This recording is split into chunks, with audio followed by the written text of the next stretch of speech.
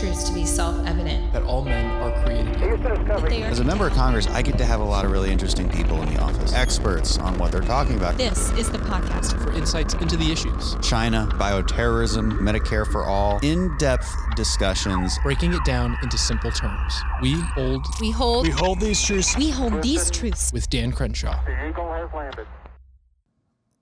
Let me ask you all a question. What comes first? Is it fragility or is it tyranny? Is it weakness or is it dependence? Does being weak cause you to seek dependence, or does living in a system of dependence make you weaker?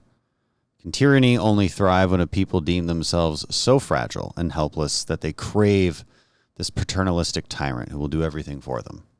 Or, alternatively, does the rise to tyranny force fragility on the otherwise strong? I think these are interesting questions. It's a chicken or the egg question. And I don't think the answers are very black and white. I think causation in complex social systems is, well, complex. But I think these questions are worth exploring, and worth exploring this relationship between being strong, living with fortitude, and being able to survive in a society that espouses freedom as a higher virtue, and a free society at all. Because I think freedom is worth pursuing. I think there's a good number of reasons for that. Maybe we should explore why even bother pursuing freedom at all. It's actually not obvious to a lot of people that it is worth pursuing. Probably not the people listening to this podcast, but to others. Bernie Sanders will tell you that you can't be free unless you're dependent on free healthcare, free education, free this, free that. And then you can go explore your artistic talents or whatever it is you would do in Soviet Russia, or at least the advocates of Soviet Russia would say you were able to do. But that's not really freedom, as I would define it. Freedom, as I would define it, is free from any kind of external oppression. Somebody infringing on your rights, somebody forcing themselves upon you and into your life in some kind of way. So this difference between negative rights and positive rights is how we look at this. And I think freedom works. It's scary, it's risky, but it certainly works if you just look at the past 250 years as the free market system created on the heels of the Industrial Revolution took place. We've seen more prosperity than at any other time in human history.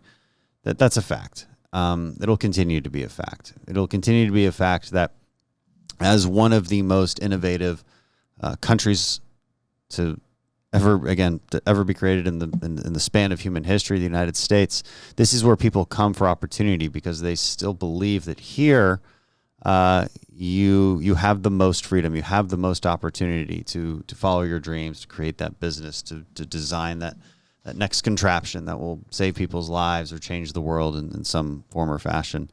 It's still America, because this is the country that was conceived in liberty. So freedom seems to work. This kind of decentralized process, this decentralized economy where knowledge is diffused. It's not concentrated in one centralized spot where this utopianist would think that you can control everything from there, figure out exactly how much must be produced here, how much must be consumed there, how much must be rationed so that everybody can be taken care of and be equalized, right? This is the utopianism of Soviet Russia, of socialism in general. Now, the thing is it doesn't work because humans cannot possibly know all of the details they need to know, but the free market can, because it's a diffusion of that responsibility. It's a diffusion of that knowledge. And it gives people the opportunity to showcase their value, given that you're providing a service that people are willing to pay for. And then you use that payment to buy other services that allow you to live a better and better life. The poor of today are far wealthier in materialistically than the poor of yesterday, or even the rich of yesterday. Rockefeller couldn't even cure his headache, okay? But because of modern medicine, now anybody can. So I think this stuff is pretty important and worth having some perspective on. Freedom is scary, but it's probably worth it, I would think. Imagine a story of two different people. One going downhill, right? Downhill, walking into this sort of darker structure, tunnels. It's easy to walk downhill. Let's not forget that. It's harder to walk uphill, easier to walk downhill. And as you go downhill, you start to sink deeper and deeper into the Earth's crust, and it gets darker and darker. There's not a lot of opportunity down there, not a lot of things to see. Now, if you climb up, you start to see more, right? Your view starts to get larger. You start to see opportunities every which way, but it is harder. It's more dangerous. It's treacherous. You might fall. The path down is simple and easy. The path up is difficult. And this is indeed the connection, I think, between fortitude and prosperity and purpose and ultimately true freedom, that this freedom to pursue your happiness, to live with purpose. It's embracing that sense of challenge. And so to be free, you actually have to live with some semblance of responsibility, at least the freedom like that we would define, the freedom that we would uphold as a virtue in America. This sort of ordered liberty, not just hedonism. Okay, you can be an anarchist, and I suppose you're free, but that freedom is tainted. It's without any kind of order, and you do need some kind of order with freedom. But that order has to be based on something good and something just and moral. This is why conservatives rely on Judeo-Christian moral frameworks to understand the world and to move forward in it. And so it's freedom with responsibility that is ultimately the goal. Again, not this sort of Antifa-led autonomous zone that you might see in Seattle or Portland. That doesn't work. It just ends in disaster, tearing apart the foundations, burning up the foundations of any society for the sake of this sort of utopian anarchy that they're looking for. I'm going to quote St. John Paul II. He said, "We have the freedom not to do what we like, but to do what we ought." And I think that's a pretty critical comment. It really defines the American sense of freedom. And it's worth noting, when you talk about it in this way, when you talk about freedom associated with fortitude and mental toughness and responsibility, you're probably going to lose some people because responsibility is actually pretty hard. If freedom is charting your own way, taking care of yourself and living with the consequences of your actions, then freedom is risky. It is. It's scary. And it holds great reward, but with it comes great risk. Free speech is scary. Getting your feelings hurt is scary. Failing at that business is scary. It can be, of course. The question is, are we up for it? Are we up for it because the rewards are indeed great? One of the problems I see in American society is it does seem to me like less and less people are up for that challenge, the challenge and the reward of freedom. Because you're promised these false promises, right? You're promised this paternalistic utopia that somebody like Bernie Sanders will offer you, who tells you you're not really free. I mean, you're free when you finally have free stuff, affordable housing, healthcare, your wage that you deserve, even if you're not providing anything to earn that wage. Because according to Bernie Sanders, to be free is to be able to live off of the services of others. But is that really freedom? No, I don't think so. I think that's the promise of utopian socialism. Your basic needs will be met, and therefore you can pursue your dreams. Now, the part that it leaves out, of course, is who's going to meet those basic needs, and how on earth are they incentivized to do so? Do you imagine a world that is so altruistic, where people will just keep producing things? The most productive amongst us, the smartest amongst us, the strongest amongst us will just keep producing things that you can live off of, even though every time they produce more and work extra hours, they're punished for it by this sort of socialist utopia that redistributes wealth. See, socialists never figured out this problem, and it's a human nature problem. Men are not angels, not necessarily devils, but they're certainly not angels, and they need incentives. We need incentives to live, and the free market provides those incentives in the best possible way. And I think it's worth noting, personal responsibility, it's not just a conservative talking point. It's not just a conservative value. It needs to be a foundation for a free society. It needs to be a foundation for Americanism. for the simple reason that our goal should be to avoid socialism. If you're not responsible for yourself or your own actions, then by definition, you believe someone else must be responsible for you. And of course, you're going to demand of your politicians that other more productive individuals take on that additional responsibility so that you may take on less and less, and then call it social justice because you deserve it. And they're an oppressor because maybe they're richer, maybe they're different skin color, different gender, and therefore they oppress and you are the victim. When you look at everybody through this lens of oppressor and victim, and of course the progressives label themselves the champions of the oppressed, well, then everything is a power structure. Everything's unfair. They turn the normal Western notions of justice and equality on their heads. They redefine them. They redefine fairness. Fairness is no longer you get what you work for. Fairness is everybody gets the same thing, even if that means being unfair to people, right? Because equity does require unequal treatment, just by definition.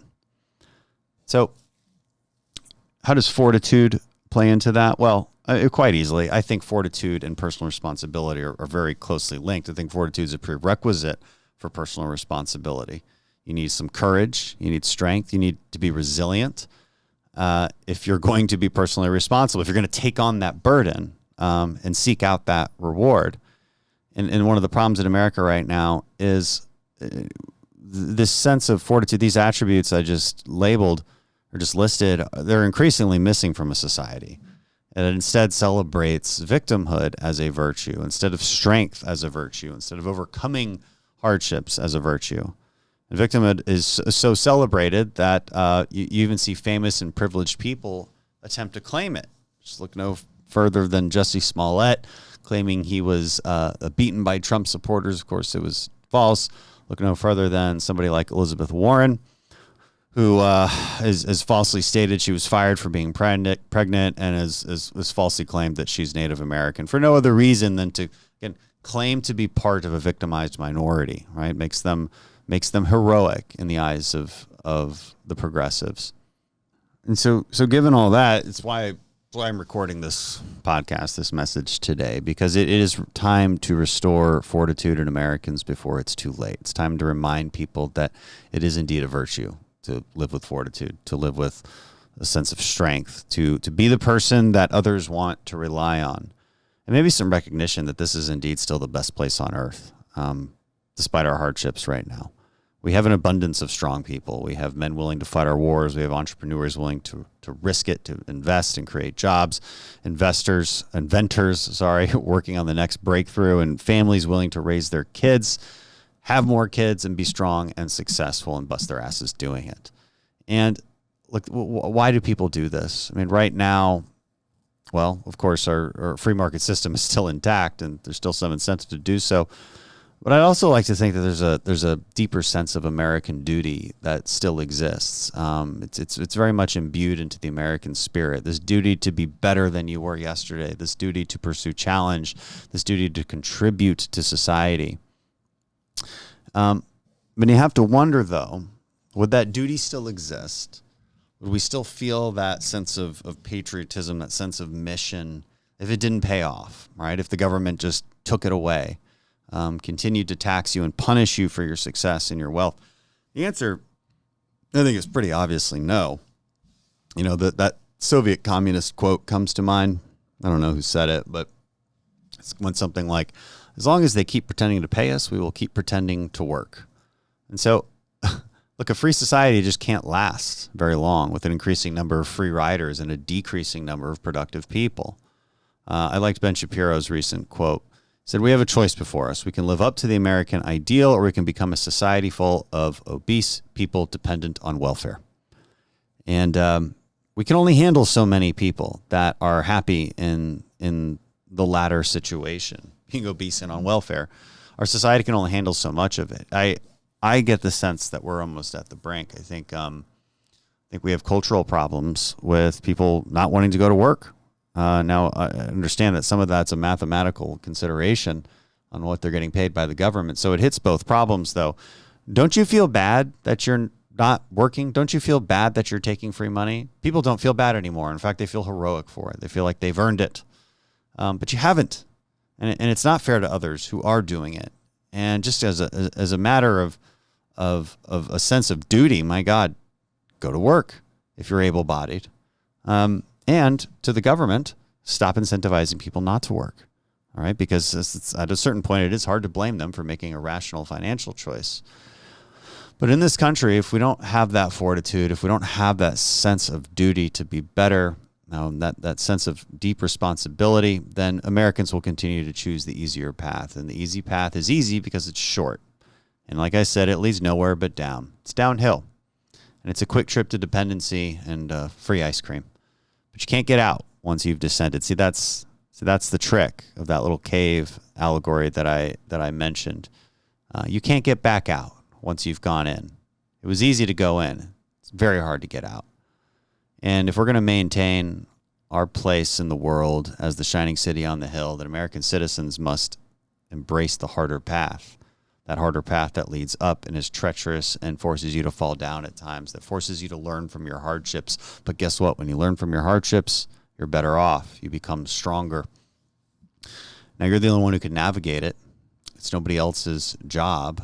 We can pretend it is, and you can claim that it is and be upset when maybe somebody else has more help than you do. But in the end, it's up to you.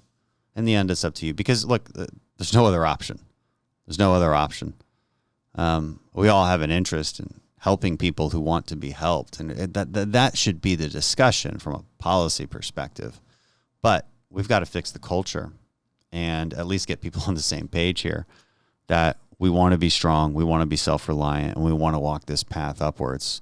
We want to embrace the terror that is freedom, the challenge that is freedom, and the challenge that is responsibility for yourself, because the rewards are rather great. And if we're gonna breathlessly cry for freedom, as many conservatives do, I think we should also recognize that this is an incomplete cry. This freedom from government tyranny. It's true. We need to fight for that, but it's incomplete. We can't limit ourselves to demanding freedom from government control. We have to begin demanding of the individual citizenry that which is a foundation of that freedom, which is fortitude.